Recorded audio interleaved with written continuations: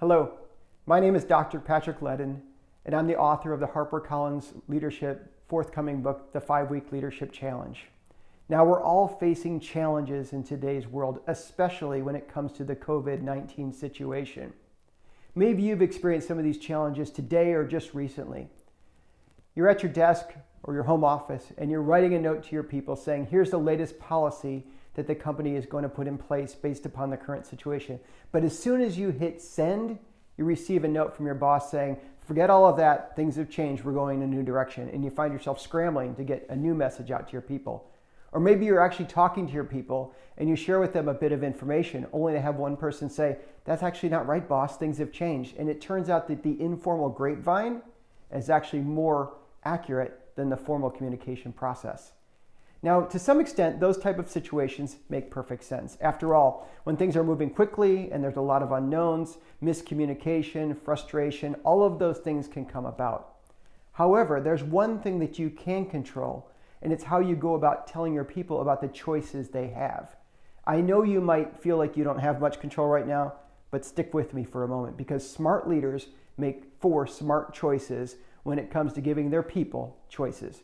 The first one is that they provide guidance. I was recently in a meeting where I was listening to a leader talking about moving to a home-based work environment where everyone is going to start working remotely. Now, in this organization, traditionally, everyone came into the office. But the leader was sharing with them, we have 2 tools that you can use in order to work remotely. In fact, I'm going to let you choose which tool you want to use. When people inquired about, well, should we choose this tool or that tool, the leader simply said, that's up to you. You make the choice. And people threw their arms up in the air. Why?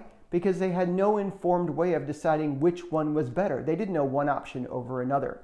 The lesson here is you have to watch out when you feel like you're empowering people. Sometimes they feel abandoned. So provide them some guidance if you're going to ask them to make some choices about things they may not be particularly familiar with. The second thing is about determining the right number of choices. Recently, I was watching a commentator on sports talking about Major League Baseball shutting down in the middle of preseason.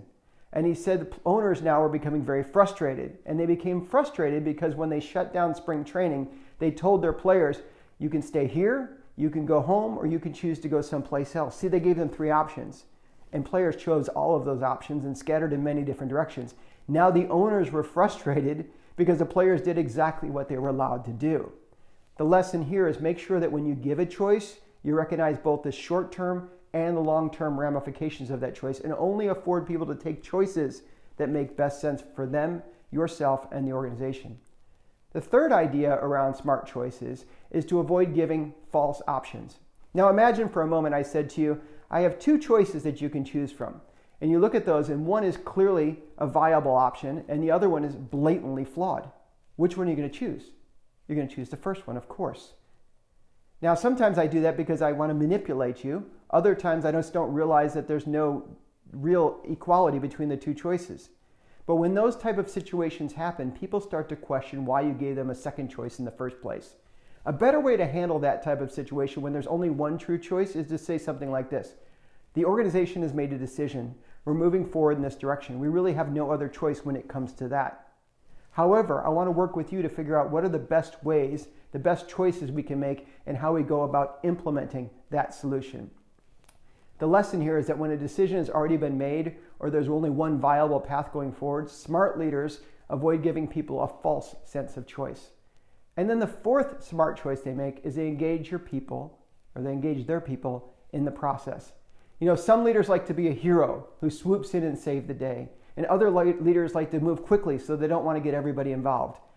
Times like these, the uncertainty we're going through, everyone's searching for a hero and everybody wants to move quickly. The problem with those situations is you miss the chance to encourage your people to be involved in the choice-making process. Those people work closest to the work. They know some of the best ways to do that. So whenever possible, bring your people into the conversation to have them help you determine what choices make best sense. You know, wanting to be the hero or swooping in makes good sense, but in doing so, it only hurts yourself in both the short, really, and the long term. I know you're dealing with a great deal of uncertainty, but I encourage you to think about these 4 smart choices that smart leaders make when it comes to providing choices to their people.